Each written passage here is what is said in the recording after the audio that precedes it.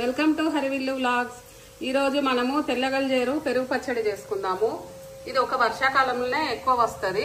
ఇది హెల్త్ కు మంచిది. ఇది చాలా చిన్నగా అయిపోతుంది అన్నట్టు, ఒక 5 minutes లో అయిపోయే వంట. ఇప్పుడు అది ఎలా చేసుకుందామో దాని ఇంగ్రీడియంట్స్ ఏంటియో చూద్దాం. ఇప్పుడు 1 కప్పు తెల్లగల్జేరు ఆకుకి 1 కప్పు పైన పెరుగు తీసుకుందాము. దాంట్లో సాల్ట్ వేద్దాము, తర్వాత కారము, కొంచెం పసుపు, కొంచెం అల్లం వెల్లుల్లి, ఒక 1 స్పూన్ అంతా, ఒక 1 స్పూన్ సొంటి పొడి వేసుకుందాం. వేసుకొని పక్కకు పెట్టుకుందాము. ఇప్పుడు స్టవ్ ఆన్ చేసుకుందాము. చేసుకొని ఆకును ఫ్రై చేసుకుందాం, తెల్లగల్జేరు ఆకుని. ఇప్పుడు ఆయిల్ వేస్తున్నా, కొంచెం పడుతుంది ఫ్రై కావడానికి.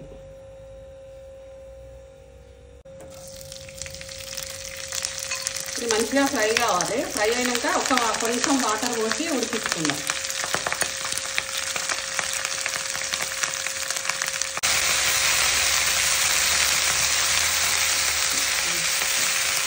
ఇట్లా ఫ్రై చేసుకోవాలి, లేకపోతే కొంచెము ఒగరులాగా వస్తుంది. అందుకోసం ఫ్రై చేసి ఇప్పుడు వాటర్ పోసి ఉడికించుకుందాం.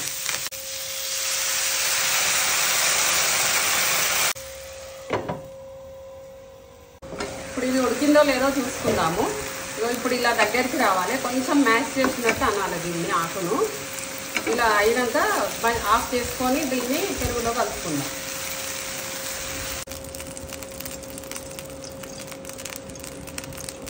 ఇప్పుడు ఫస్ట్ ఈ పచ్చిమిరపకాయలను ఒక 4 గోలించుకుందాం. గోలిచ్చి దంచి కలుపుదాం.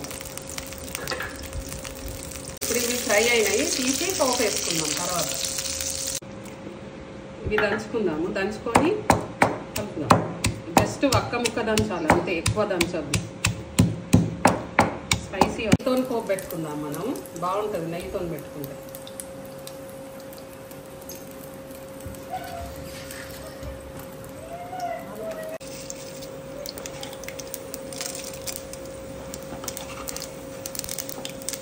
ఒక 4 మిరియాలు కూడా వేసుకుందాం. కరివేపాకు వేసుకున్నాం కదా. ఈ పోపును ఆ కూరని అన్ని పెరుగులో కలుపుకుందాం, మిరపకాయలు కూడా దంచి. ఇప్పుడు ఇది బౌల్లోకి తీసుకొని దీంట్లో పోపు వేసుకుందాము. ఇది కొంచెం చల్లారినాక పెరుగులో కలుపుకోవాలి. ఇక ఈ పెరుగులో ఇది వేసుకుందాము, మిర్చి, తర్వాత ఆకు వేసుకుందాము, తర్వాత పోపు వేసుకుందాం.